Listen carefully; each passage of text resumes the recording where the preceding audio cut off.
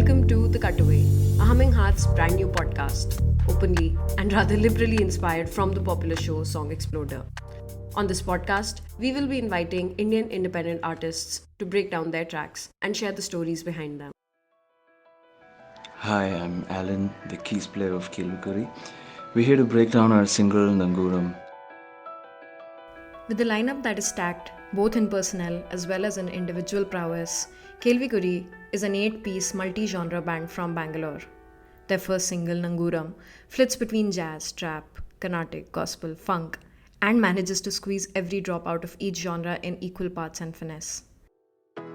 On this episode, the band breaks apart the song and takes us through the story of how it all came together. The first piano riff was written based on a visual episode I've screenshot from my hometown of Trivandrum. Driving next to the beach road, I used to hear that melody in my head, and it is like a piece of home that stayed with me. We were all at college together while writing Nangooram as I was first born, so it also was a feeling of nostalgia working on a song from a different city. Hi, I'm Ranjani, one of the vocalists of the band, and also the one who wrote the lyrics for Nangooram. I think it's really cool how we were all so in sync while writing this song. When I heard the initial melody, it felt almost like a lullaby to me, and when I heard the chord progression, I knew instantly that I wanted to make this song a complete celebration of home. Not a physical place, but an idea. It could be a person, a feeling, a calling, and also about the home that we all share, which is the earth. I think it worked out really well that I'm from Chennai, so the sea is also a big part of home for me.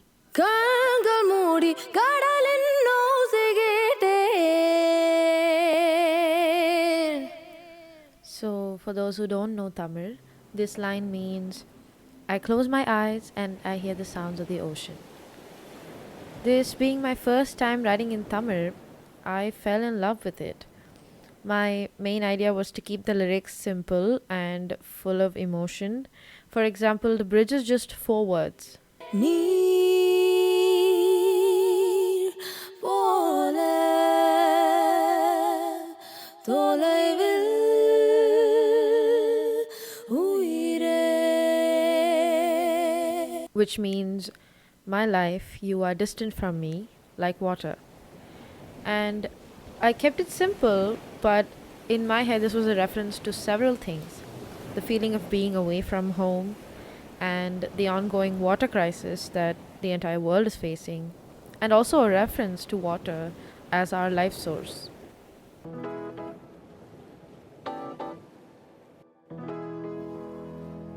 This is Ananya, the other vocalist. Kelvikkuri is the first band that I've been in, and Nangooram happens to be the first song I ever wrote.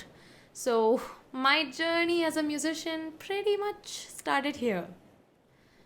Writing Nangooram and getting it out was a crazy process because this song somewhat slow cooked in our oven of a band for so long that it's had 2 evolutions before you got to listen to it. And the final version that you hear was made when we spent a whole month living in Chennai at Ranjani's place, where we jammed every day and we would basically eat, breathe and sleep on this song, and we ended up revamping and writing many new sections to this song. Vocally speaking, working with Ranj was very easy for me, and that's something I did not expect, knowing that I had to work with another vocalist. And I think that could be because we both listen to very similar music that inspire our writing, and it's also very cool how both of our voices sound very similar to each other. So if you don't know us, it's very hard to tell who is singing what. Nangooram was a song that really built that foundation on how to split our vocal parts for every song that we write, and how we can use vocal harmonies and sounds mainly in very interesting ways, like the outro section of Nangooram, for example.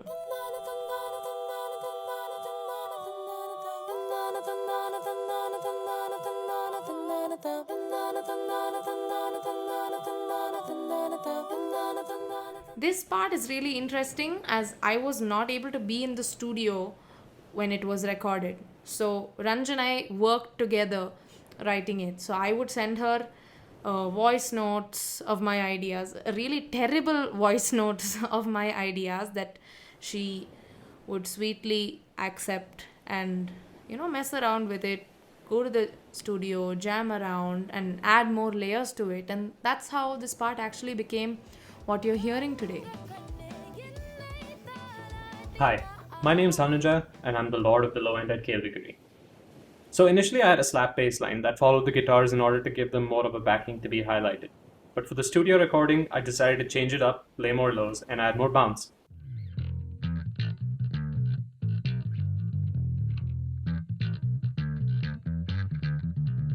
Nangooram to me is primarily a funk song, so in order to complement that, I drew out inspiration from disco and other pops to make the lows feel equally lively while it goes on its own tangent. Now, the biggest challenge to me was trying to find the right mix of short notes and long notes to give the bass of the song a feeling of being more alive.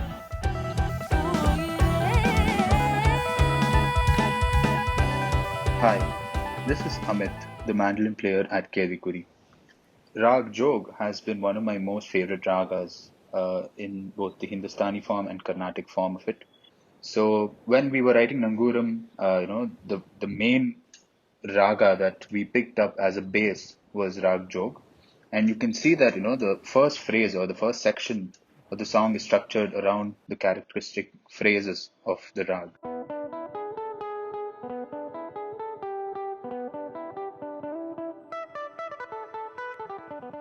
When we had to write a solo for Nangooram, it was a challenging task for me because it couldn't be a complete classical solo. It had to fit right into the song. So we jammed for a couple of hours a day, and I vaguely remember there were sleepless nights, I think 2 or 3 straight nights where Ananya and I sat and we phrased the solo. And the second part of it had to lead to another scale. We call it Rag Charukeshi in Hindustani or Carnatic music.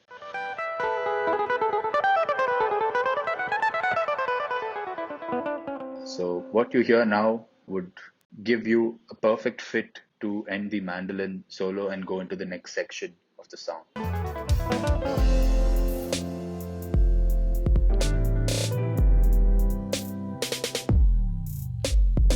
Hey guys, Sanju Alex, guitarist from Kelvikkuri.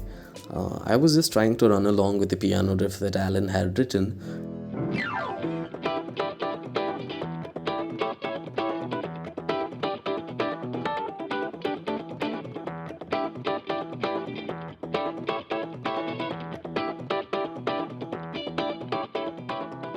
And I didn't think, too much about the choice of notes. It was more of a rhythmic approach towards writing the solo. I was just following the pulse and modulating the rhythms around it, and I came up with something gnarly and dissonant, with a lot of slides, so I could bring some classical feel or like a fusion feel to it.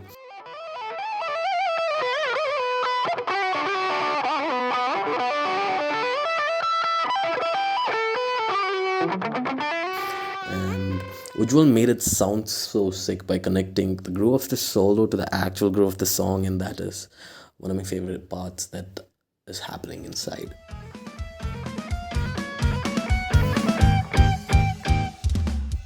Hey guys, I'm Ujjwal, the drummer of Kelvikkuri. Writing drums for Nangooram was sort of an experiment for me, incorporating both acoustic and electric drum sounds in the same track. Writing the electronic drum part was the most challenging because it had to be busy enough to fill up the ambient space, but also be mellow enough for the guitar solo to cut through.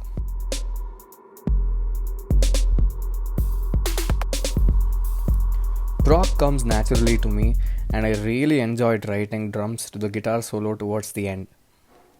The China groove that comes in after the very busy section just hits so hard and is so satisfying every time I hear it.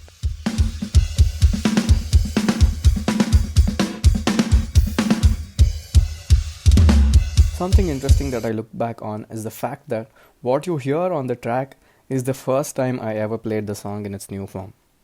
I never had a chance to practice any of it before the recording. From air drumming straight to studio without practicing was adventurous for me, to say the least. Hey guys, I'm Clifford, the guitarist and producer. So, the funny thing is that this intro tapping section was a pure accident because at that point in time the guitar didn't have a G string.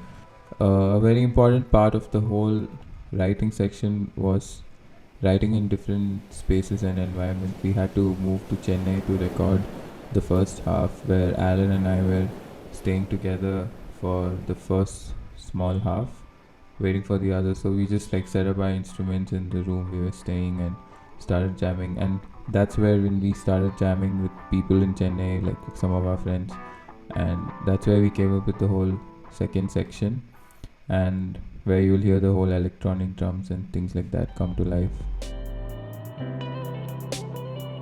As a band, we always try to celebrate nature in our music and lyrics.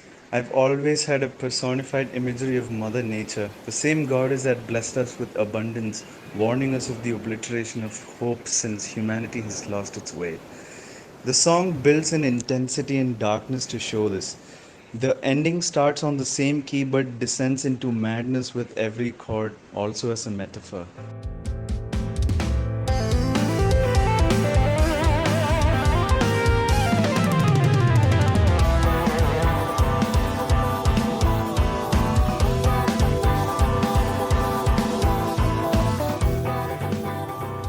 To talk a little bit about the mixing process, to get a sound that works for an 8-piece experimental jazz band sometimes can get a little tricky. So the goal was to have 100 layers and make it sound like there are only 10 layers playing.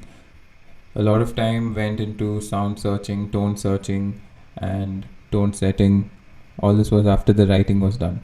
We spent a lot of time finding the right tone and sound for each element and each part of the drum kit. So after going to the studio, we learned a lot of different things, going back and forth with our very patient mix engineer, Akash. We learned how organic we wanted the sound to be, but certain points we wanted to blend electronic beats. So this was an absolute learning experience. It was extra special as it was our first offering to the audience and also a vessel for our message of environmental conservation and celebrating nature.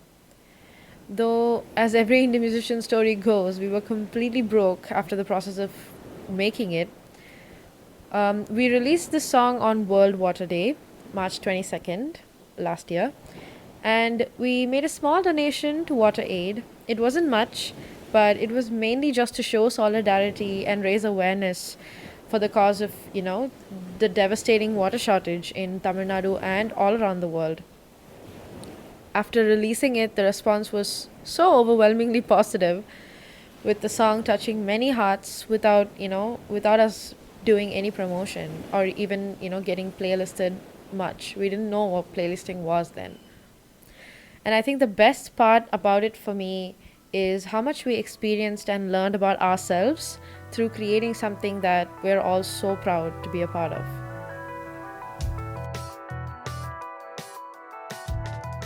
A big thank you to Kelvikkuri for joining us on this episode and taking us through this beautiful song. You can stream Nangooram on the streaming platform of your choice. Let us know what you thought of this episode. What independent song will you like deconstructed next? Message us at A Humming Heart on Instagram or Twitter, or write to us at hello@ahummingheart.com. If you like our work, you can also support us by making a monetary contribution. When you support A Humming Heart, you also contribute towards building a musician's career. 25% of our revenue that we get goes into the AHH Artist Fund, through which our editors pick an Indian artist to support. Thank you for listening in.